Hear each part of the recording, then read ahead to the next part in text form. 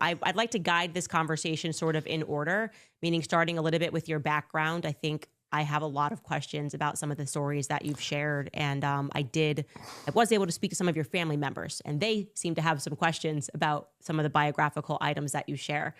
So just beginning with, I think, sort of the inflection points, this story about beheading a cat and wearing its head at the age of 3. I mean, it's not an easy thing to behead a cat. I have a lot of toddlers. Do you stand by that?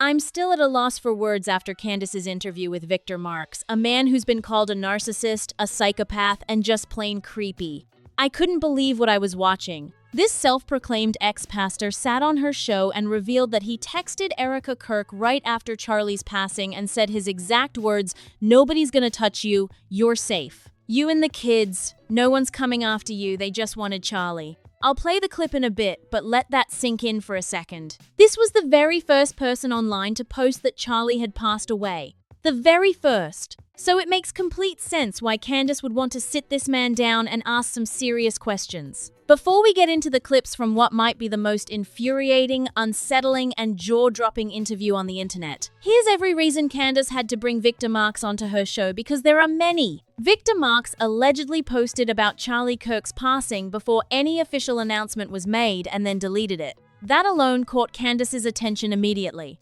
He posted it, then he deleted it. Candace wanted to know who told Victor that early and why he seemed to already have details the public didn't have yet.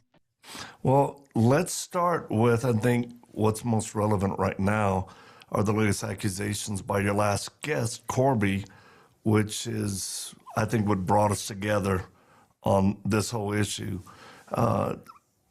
In what we're going to discuss and the time I'm giving you freely to talk about some things, are you willing to admit when you're wrong or you've been misguided?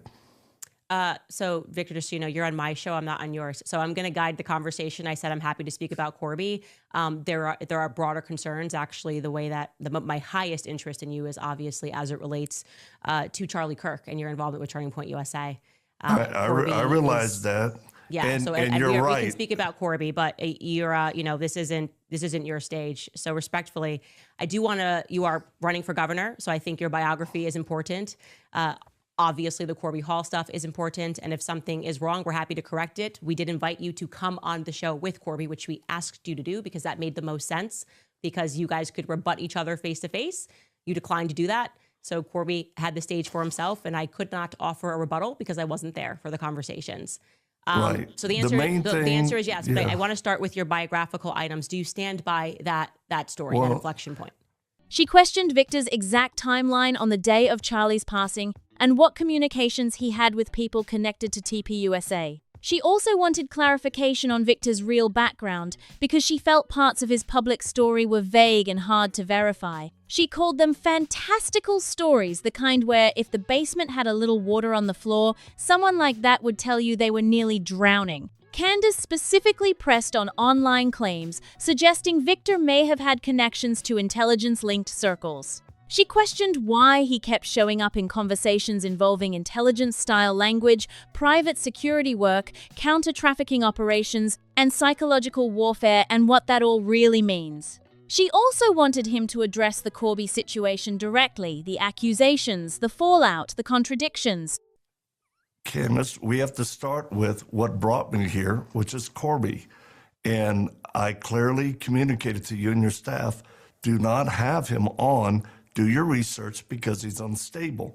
And the very person that platformed him for you, Corey, has filled out a statement both with local authorities and FBI that he is homicidal, and he told her and her husband that he had plans to kill me, and she felt responsible for it being fueled. And your name was brought up as he's aggravated, something about he didn't get what he wanted out of your show. But I need you to at least acknowledge, did Corey contact y'all, not Corby, but did Corey contact y'all with the concerns of not platforming Corby again? Well, you brought up a homicidal. That's actually something that you said in the clip that we just showed, that you yourself have had homicidal thoughts. Do you still have homicidal thoughts? Or was that a period in your life? That was a long time ago, and I'm thankful I didn't. But currently, This gentleman is being sought by the FBI. You'll remember Candace had already spoken with Corby. The original plan was to have both of them together to try to get to the truth, but Victor refused to appear alongside Corby. He insisted on doing it separately. Candace questioned Victor's involvement with Turning Point Faith and exactly how much influence he had within Charlie Kirk's personal and religious circles. She raised serious concerns about the overlap between ministries, anti-trafficking organizations, security figures, and political influencers all operating within the same tight network. She also pushed back on accusations that Victor built a hero-like, operative image that critics believe was heavily exaggerated. And she questioned whether emotional storytelling and trauma narratives were being used as tools to build authority and influence inside conservative media spaces. There is so much more this interview exposes, and now that you have the full picture of why this conversation even happened, you'll understand just how important and necessary it really was. It went horribly, and I mean that. Whatever Victor was trying to accomplish in that interview, it did not go the way he planned. And here's something worth knowing.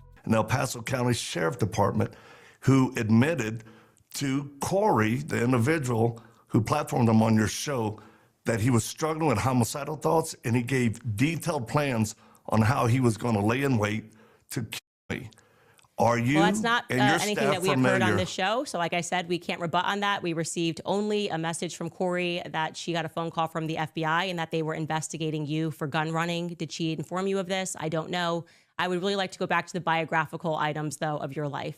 This man is currently running for governor of Colorado. Keep that in mind as we go through this. Now, important detail. Victor Marks has claimed, on record, across multiple platforms, that when he was 3 years old, he was forced by an adult to remove the head of a cat, and that when he was 7, he was forced to take someone's life. These are his words, his story. It's out there for anyone to find. So naturally, Candace asked him about it, and this is where things get painful to watch. I'm using longer clips today on purpose, because I want you to see just how long it takes Victor to simply not answer the question.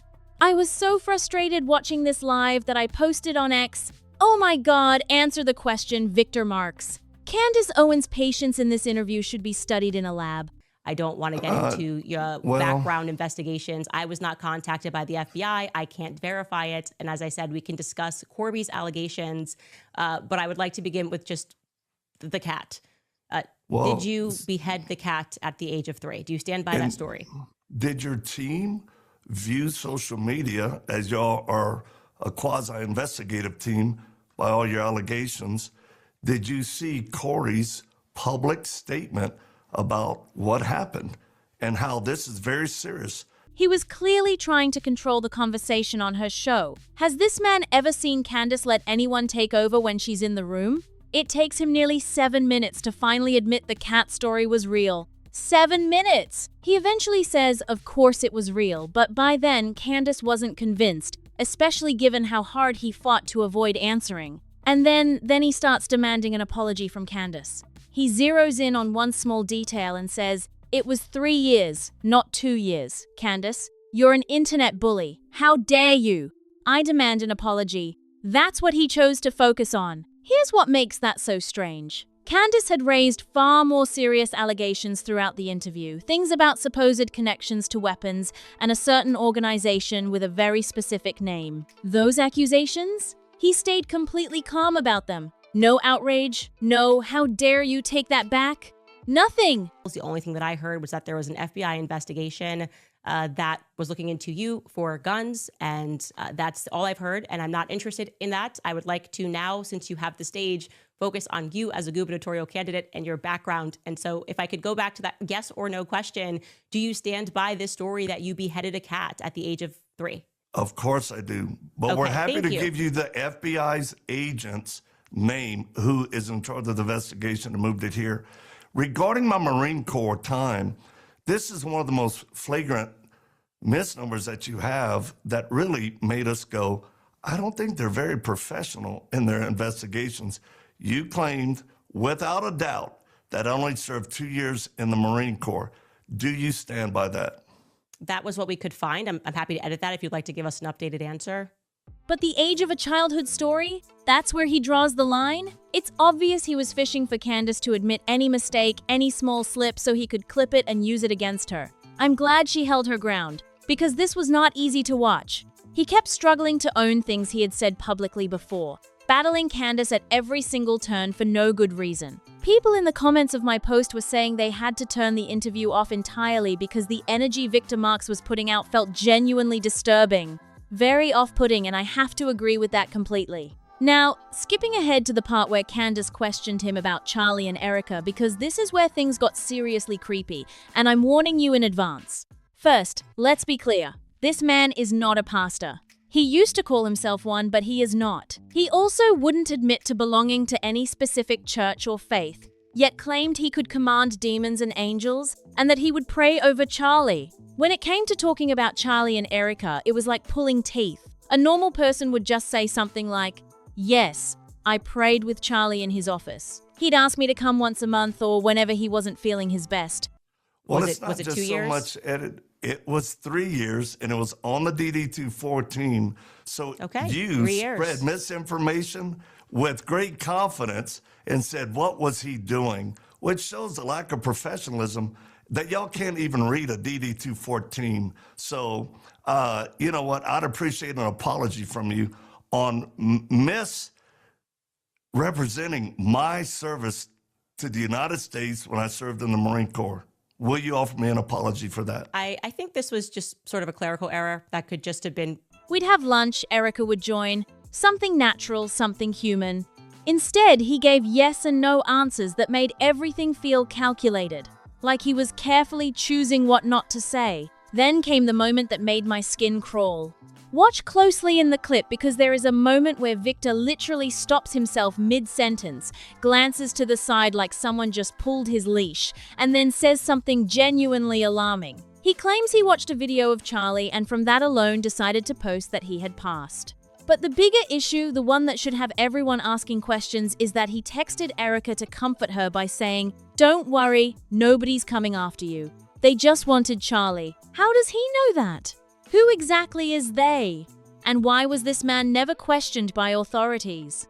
I think Candace may have been so focused on the post itself that she didn't push further on that specific line, and I really wish she had, because that statement is deeply troubling.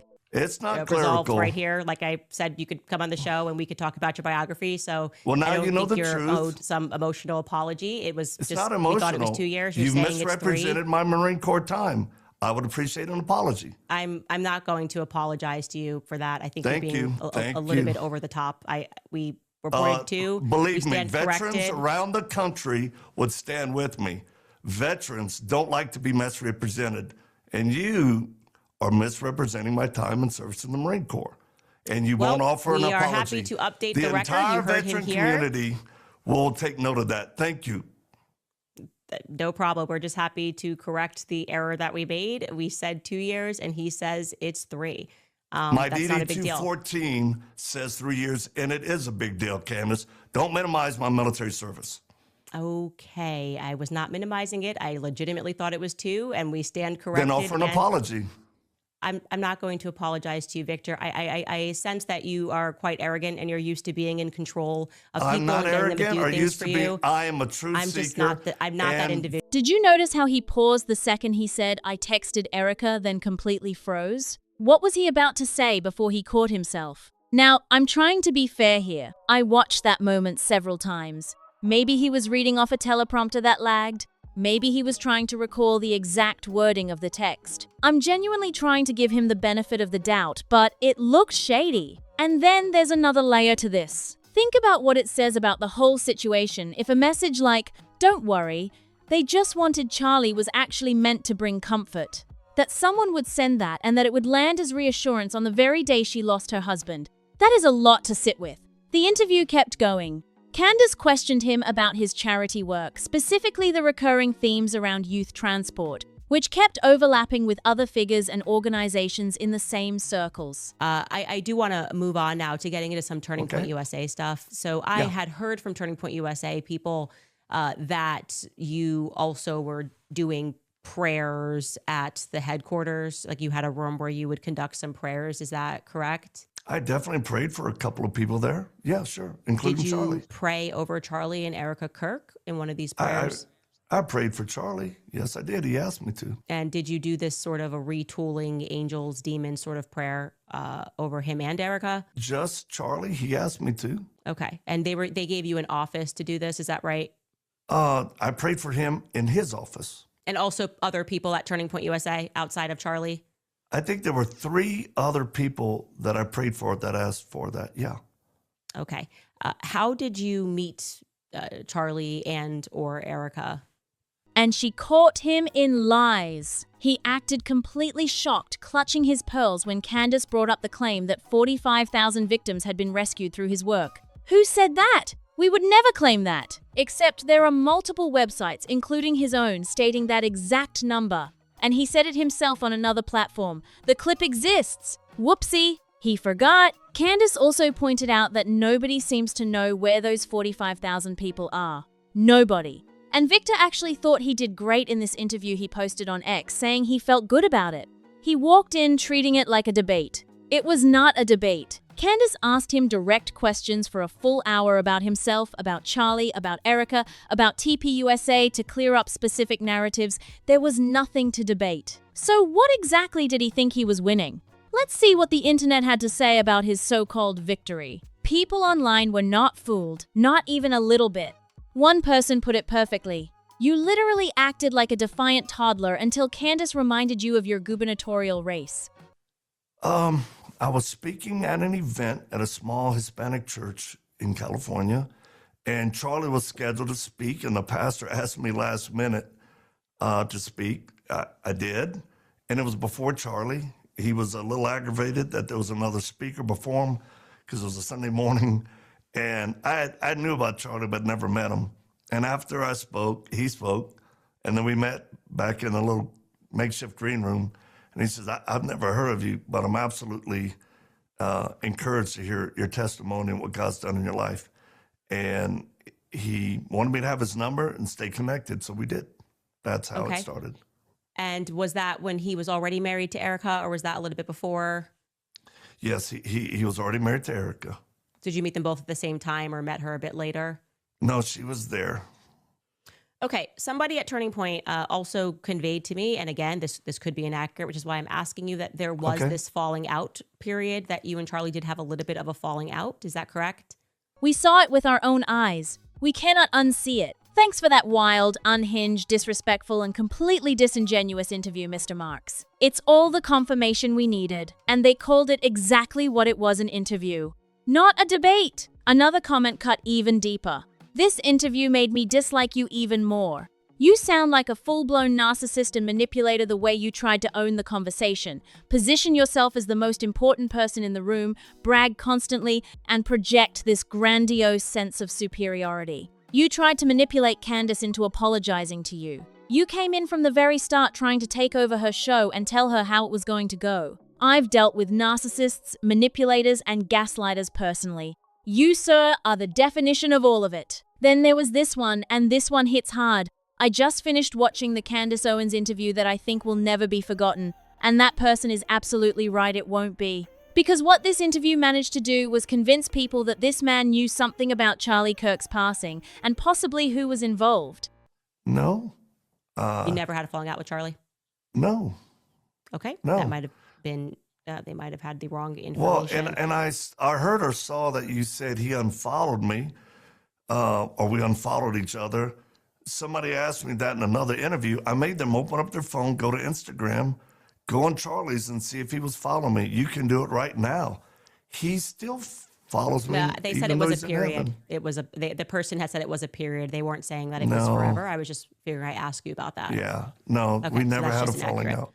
That he may have had connections to the transport of women and other deeply troubling operations. That there is no way someone behaving like this shares the same values as the faith he keeps hiding behind, and that he is actively giving that faith a bad name.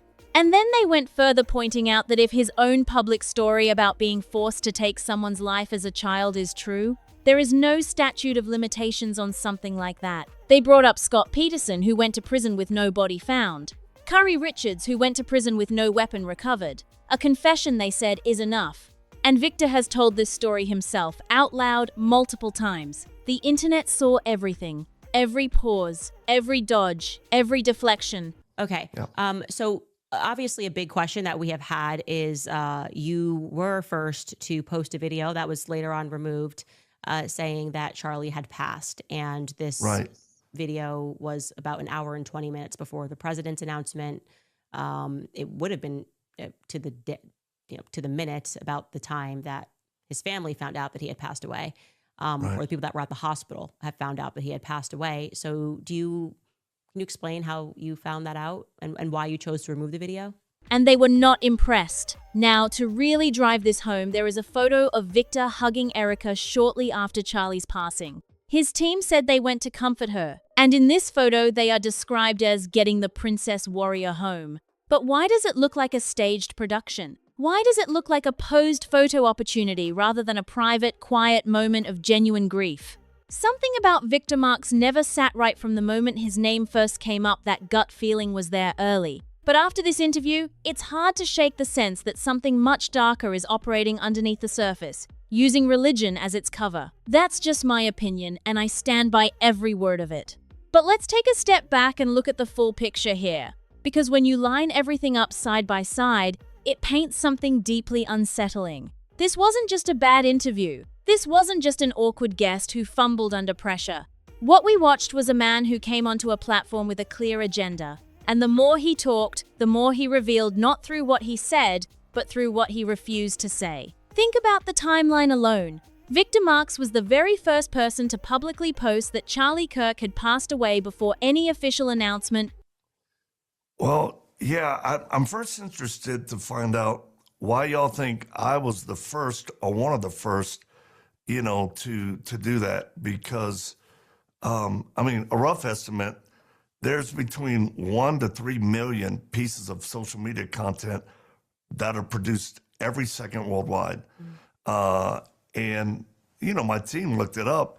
If there's 180 million posts per minute, and let's just say the first 30 minutes, we're talking 5.4 billion posts in 30 minutes. How could y'all narrow it down? What type of technology could y'all do to narrow down that I was one of the first ones to post that he had passed? Let's put it in a context that's easier.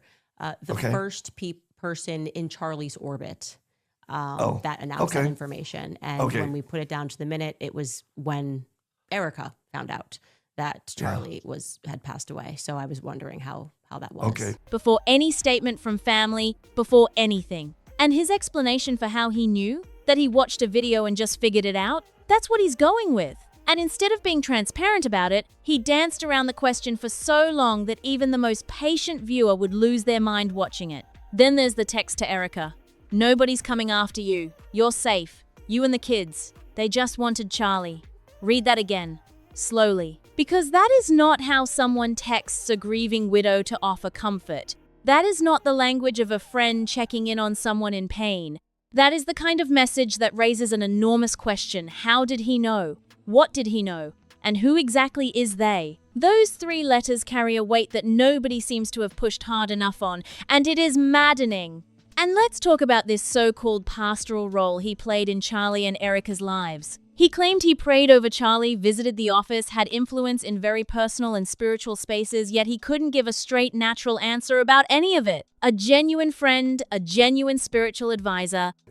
I had someone text me, and he said, my son is at Charlie's event, and Charlie was just and it doesn't look good.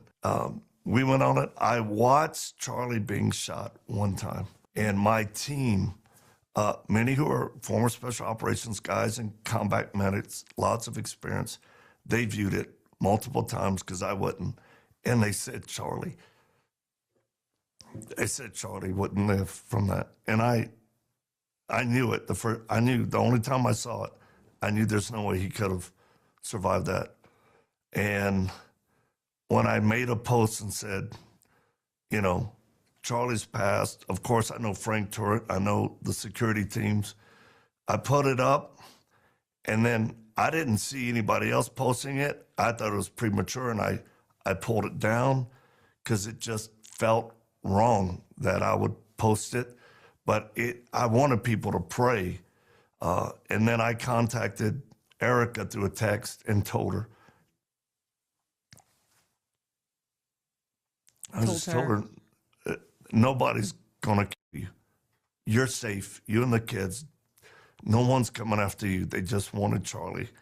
And I was just trying to reassure her. Someone who truly cared about that family would have no problem speaking openly and warmly about those moments. Instead, every answer felt calculated, filtered, and carefully trimmed of anything too specific. Why? What exactly is he protecting? Then you layer on top of that his own public story, the one he has told repeatedly across multiple platforms about being forced as a young child to do things that no child should ever be anywhere near. He put that story out there himself. He built part of his public identity around it. And yet when Candace asked him directly about it, it took almost 7 minutes to get a straight answer. 7 minutes for something he has supposedly spoken about openly for years. That alone should tell you everything about how this man operates under real pressure. His charity work raised even more red flags. The claim of 45,000 rescued victims, a number that appeared on his own website, that he stated publicly on other platforms, suddenly became something he had no memory of when Candace brought it up. He clutched his pearls like it was the first time he had ever heard it.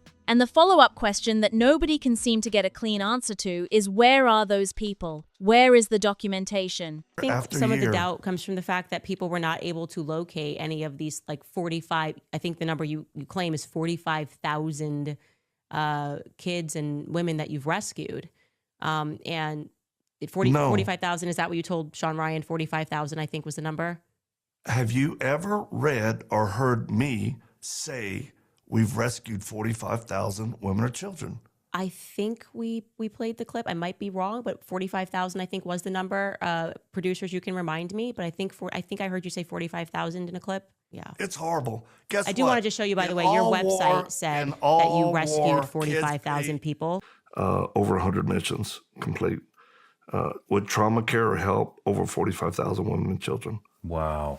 Yeah. Where is the transparency that any legitimate operation of that scale would naturally have? The overlapping circles are impossible to ignore either. Youth transport themes, anti-trafficking rhetoric, private security connections, intelligence-style language, political influence within conservative spaces, all of it keeps circling back to the same tight network of names and organizations. And Victor Marx sits right in the middle of it, using the language of faith and heroism as the wrapping paper around something that doesn't quite add up. What made this interview truly historic, and not in a good way, was the level of deflection on display.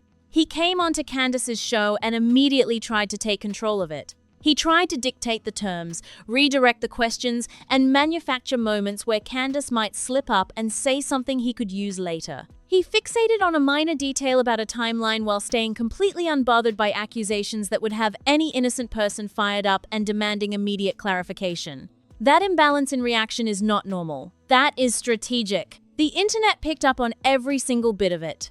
Comments flooded in from people saying they had to turn it off because the energy felt genuinely disturbing. Viewers who have personal experience dealing with manipulative personalities recognize the patterns immediately: the conversation domination. Hey everybody, Victor Marks here. I just finished a podcast with Candace Owen that I think will never be forgotten. I want to appreciate my team here. Look, I always say truth will prevail, and it did today. I'm not mad at Candace. I don't have any anger toward her.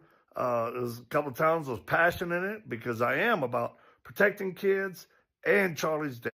What I would say is, for those of you who said Victor doesn't debate, that was a 1 hour, no moderator debate. And that's what I've always told those other candidates. Yeah, let's get face to face. Look, all of this has started only because I entered into the political realm, period. And because I'm winning the governor's race. So thank you all for your prayers. It mattered. It made a difference. We love y'all. The victimhood pivots, the grandiose self-framing, the pearl clutching over small details while brushing off massive accusations without blinking. These are not random quirks. These are patterns. And then there's the photo.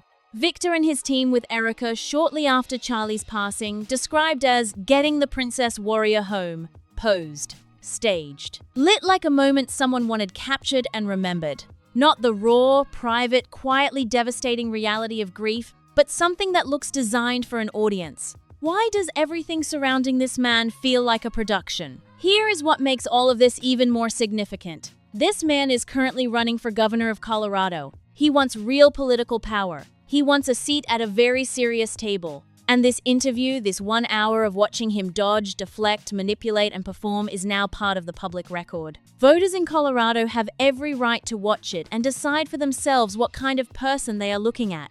Because at the end of the day, the questions that came out of this interview are bigger than Victor Marx himself. They point to something much broader, a pattern of powerful figures operating within overlapping networks of faith, politics, security, and influence, where accountability seems almost impossible to pin down and transparency is treated like a threat. When someone uses the language of God, heroism, and child protection as a shield against legitimate scrutiny, that is not faith. That is strategy.